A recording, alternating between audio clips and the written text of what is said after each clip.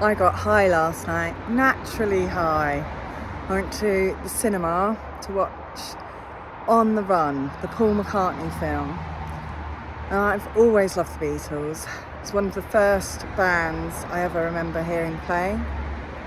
I remember my mum taking me to, I think it was Our Price record shop, and I would have been about 5 or 6.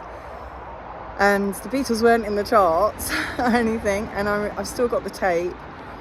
And then my mum brought me, so I couldn't choose between Elvis Presley and the Beatles.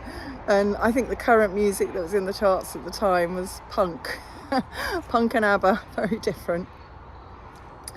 But watching On the Run last night really gave me that natural high, and that feeling of innocentness, timelessness. It's really good energy. It just put me back in touch with myself through music and through somebody else's story of how, there's a different version of them. So with Paul McCartney, as we know, there was a version of him before the Beatles, in the Beatles, when he broke up with the Beatles, or when the Beatles broke up and he's married and starting a family.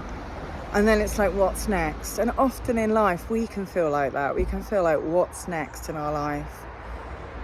And then if you look back on your life, there will be chapters similar, different versions of us. And for me, tapping into the natural high, all the good stuff that's happened, really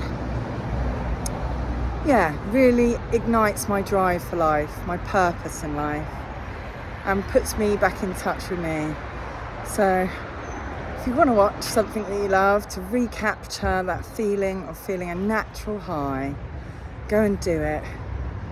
I'm Charlotte Phillips, a clinical hypnotherapist, an NLP practitioner at whatisyourstory.hypnotherapy.co.uk. Also, I Can Cope Method podcast on YouTube and icancope.co.uk.